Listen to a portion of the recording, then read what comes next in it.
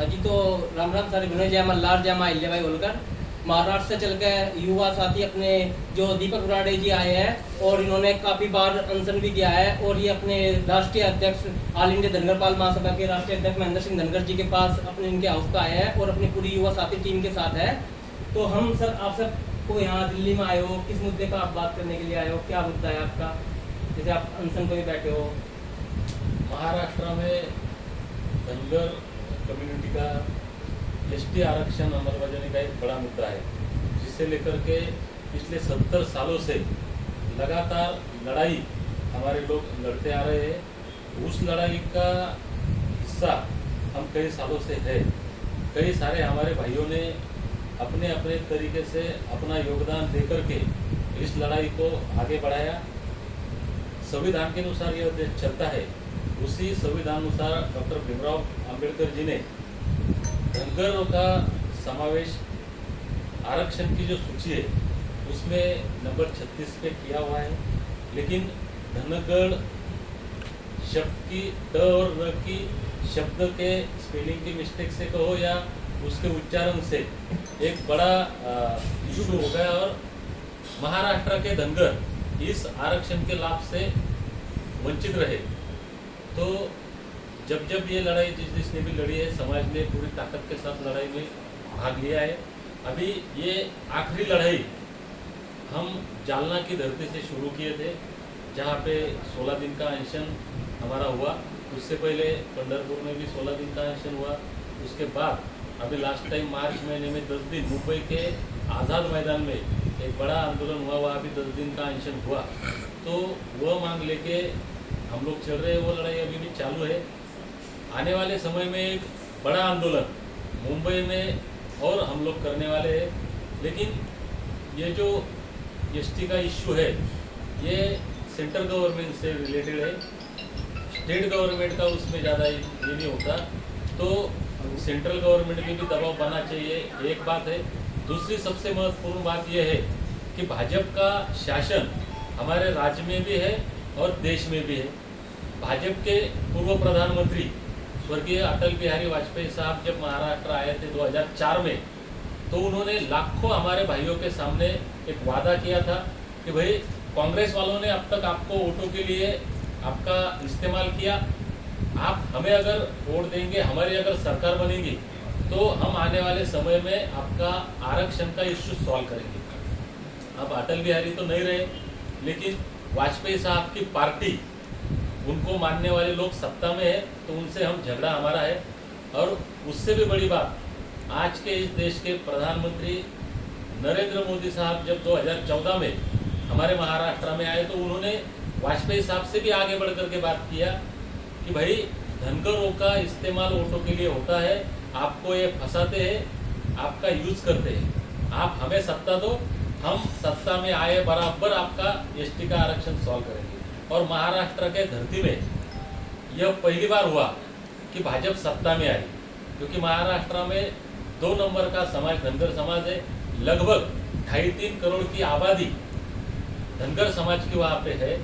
तो ये पूरे लोग भाजपा के साथ जुड़ गए, क्योंकि मोदी जी ने आश्वासन दिया था। और उनसे भी आगे बढ़ करके राज्य के जो अभी के मुख्यमंत्री है देवेंद्र फडणवीस साहब, वो जब बारामती में गए, हमारे जैसे मेरे जैसे 9 भाई हमारे अनशन पर बैठे थे और लाखों लोगों की भीड़ वहाँ पे थी। वह आंदोलन उस टाइम का महाराष्ट्र का सबसे बड़ा आंदोलन था। शायद अगर मैं गलत नहीं, मेरे नॉलेज के हिसाब से वह आंदोलन उस टाइम का देश का सबसे बड़ा आंदोलन था। तो उस आंदोलन में देवेंद्र फडणवीस साहब जब गए तो उन्होंने स्पष्ट शब्दों में कहा था कि धनगरों का वापर, यूज, इस्तेमाल सिर्फ वोटों के लिए होता है, सत्ता के लिए होता है। मेरा आपके इस समस्या के हिसाब से पूरा स्टडी हुआ है, हमारे पास ट्रक भर के कागजात है, एविडेंस है। आप लोग अगर हमें सत्ता देते हो तो आने वाली पहली कैबिनेट में आपका आरक्षण का इश्यू सॉल्व होगा। तो उस घटना को भी आज 12 साल हो गए। 19 जुलाई 2014 में वाक्य उन्होंने बोला था। तो हमने एक बड़ी लड़ाई जालना के धरती से शुरू की है और ये मान के चल रहे कि अभी आखिरी लड़ाई होगी। हमसे पहले कितने लोगों ने ये लड़ाई लड़ी, कितने लोगों ने अनशन किया, कितने लोगों ने हमारा बलिदान दिया, जान देकर के समाज को जगाने का और सरकार को बताने का प्रयास किया कि भाई हमारे समाज के ऊपर अन्याय होता है। कितने लोगों पे गुन्हे रजिस्टर है, रोड पे आए, आंदोलन किए, कितने लोगों को पुलिस स्टेशन जाना पड़ा, कितने लोगों का कितना पैसा इसमें खर्च हुआ। तो हम ये सोच लेकर के चल रहे हैं कि ये लड़ाई अभी लास्ट की लड़ेंगे। क्यों? कि हम जो मांग रहे हो संविधानिक है, डॉक्टर बाबा साहेब भीमराव अंबेडकर जी ने हमें ये दिया हुआ है। और उससे भी बड़ी बात आज की तारीख में इस देश में है, संविधान से भी बड़ा, कायदे से भी बड़ा कोई होगा तो वो है राजा। राजा जो बोले वो इस देश में होता है। जैसे अभी दिल्ली की भूमि पे हम है, उत्तर प्रदेश, कर्नाटक, राजस्थान, हर जगह से लोग लड़ रहे लगातार, हम भी लड़ रहे। हमने कई आंदोलन किए, कई निवेदन दिए, कई लड़ाइयां लड़ी, तो भी हमें आरक्षण नहीं मिल रहा है। लेकिन मोदी साहब ने इस देश के अंदर 10% रिजर्वेशन ईडब्ल्यूएस के नाम से दिया, जिसके लिए एक भी मांग इस देश में नहीं हुई, एक भी आंदोलन इस देश में नहीं हुआ, एक भी अनशन इस देश में नहीं हुआ। इतना ही नहीं तो किसी ने एक कागज भी लिख के दिया नहीं कि मोदी जी हमें 10% आरक्षण दीजिए, किसी ने नहीं मांगा। फिर भी मोदी जी ने दिया। क्यों? क्योंकि राजा है, और राजा अगर चाहे तो कुछ भी हो सकता है। तो हमारा अधिकार संवैधानिक है, और उससे भी बड़ा राजा ने हमें वचन दिया है। देश के राजा मोदी जी ने वचन दिया है कि हम सत्ता में आते हैं तो आपका प्रश्न हम छुड़ाएंगे। तो आज 12 साल हो गए मोदी जी को। यही आश्वासन हमारे राज्य के जो राजा है देवेंद्र फडणवीस साहब, उन्होंने भी हमें दिया था। तो हम उनको अभी ये बताने जा रहे हैं कि आपने जो वादा धनगरों से किया है वो आप पूरा कीजिए। आपने 2014 में हमसे गुमराह करके वोट लिए, हम आपके साथ आए। 2019 में भी हम लोग आपके साथ आए, और 2024 में भी तीसरी बार आपने हमें फंसाया, आपने हमें धोखा दिया, आपने अपना वादा पूरा नहीं किया। फिर भी धनगर समाज आपके साथ में है। लेकिन अब आने वाले समय में अगर आप आपका वादा पूरा नहीं करते हो तो हम एक राज्य के हर एक जिले में, हर एक तहसील में, हर एक गांव में जाके हर एक हमारे धनगर भाई को, बहन को ये समझाएंगे कि इन लोगों ने आपको धोखा दिया है। अगर इतने सालों से वचन देके वादा करके ये लोग अपना वादा नहीं पूरा करते हैं, हमारा एसटी का सर्टिफिकेट नहीं देते हैं, तो आने वाले चुनाव में, क्योंकि सरकार तो आज हमसे डरेगी नहीं, क्योंकि 29 तक तो उनको किसी के बाप का डर नहीं है। वो राजा बने हुए, वो सत्ता के सर्वोच्च स्थान पर जाके बैठे हुए। लेकिन 29 में तो आएंगे ना, 29 में तो उन्हें हमारे दरवाजे पे आना है मत मांगने के लिए, चुनाव तो आएंगे। तो 29 तक हम हर एक गांव में जाके, हर एक हमारे भाई बहन से जाके बोलेंगे कि इन लोगों ने आपको फंसाया है। अगर ये अभी आपको सर्टिफिकेट देते नहीं है तो इनको वोट नहीं देना है। तो जितने भी हमारे युवा साथी हैं, सारे भाई सबकी बात सुन चुके हैं। तो हमें मोदी योगी किसी के खिलाफ कोई बात नहीं करनी है, नहीं किसी पार्टी के खिलाफ बात करनी है। हमें सिर्फ अपने मुद्दे पे बात करनी है, धनगर सर्टिफिकेट के चक्कर में। तो हम सर के साथ रहेंगे। और जितने युवा साथी देख रहे हैं कि युवाओं को इस धनगर मुद्दे से क्या क्या फायदा होने वाला है। आरक्षण ये जो है, तो मैं ऐसा मानता हूँ कि बाबा साहब ने दिया हुआ है अमृत है।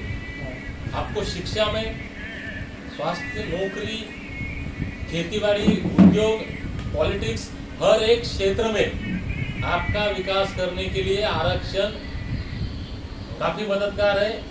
ये सबसे बड़ा शस्त्र अस्त्र, सबसे बड़ा साधन हमारे लिए है।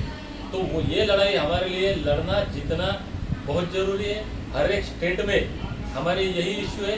तो हम ये मान के चल रहे हैं कि सारे देश के, जैसे हमारे महाराष्ट्र में धनगर बोलते हैं, इधर आप यूपी में आएंगे, एमपी में आएंगे तो पाल, बघेल, कई गडरिया बोलते हैं। गुजरात में जाएंगे तो रबारी रायका बोलते हैं। कर्नाटक में जाएंगे तो कुर्बा बोलते हैं। ऊपर इधर हिमाचल की तरफ जाएंगे तो गद्दी बोलते हैं। ये अलग अलग नामों से कश्मीर से लेके कन्याकुमारी तक हमारा समाज है, जो देवी अहिल्याबाई होलकर इनको मानता है। सूबेदार मल्हारराव होलकर जिन्होंने अटक पार झंडा फहराने का काम किया, महाराजा यशवंतराव होलकर जिनको हम मानते हैं, इनके हम संतान हैं, इनके हम वंशज है। और उससे भी बड़ी बात, अगर समझ में आना चाहिए हमारे युवाओं के कि इस देश का निर्माता धनगर है, चंद्रगुप्त मौर्य जिन्होंने इस भारत का निर्माण किया, अखंड भारत का निर्माण किया, उनके हम वंशज हैं। और आज यह देश जिस जगह से चलता है, वह राष्ट्रपति भवन, संसद भवन जिस जमीन पे खड़ा है, वह जमीन जिसको रायसीना हिल्स के नाम से जाना जाता है, वह जमीन भी धनगरों की है। तो धनगर अलग अलग नामों से जाना जाता होगा, लेकिन हम जिनको अपने पूर्वज मानते हैं, जिनको हम अपने भगवान की जगह मानते हैं, जिनके नाम से हम जाने जाते हैं, अलग अलग नामों से भी जाने जाते हैं, लेकिन हमारे पहचान एक नाम से। तो उन देवी अहिल्याबाई होलकर, महाराजा यशवंतराव होलकर, मल्हारराव होलकर, इनको मानने वाले जितने भी हमारे भाई हैं, सब एक मिलकर के आएंगे और एक मिलकर के लड़ाई लड़ेंगे। और हर स्टेट में जिनके अलग अलग इश्यू है, अलग अलग समस्या है, वो हर राज्य के हर हमारे भाई की हर समस्या का समाधान ढूंढने के लिए एक दूसरे को मदद करेंगे, क्योंकि हम भाई है। और जिस दिन हम मानेंगे कि हम सारे भाई है, और जिस दिन ये सारे भाई सारे अलग अलग नाम होकर भी हम एक है, इस भावना से जिस दिन सामने आएंगे, जिस दिन एक होकर के मैदान में आएंगे, तो इस देश में हमारा राज आएगा।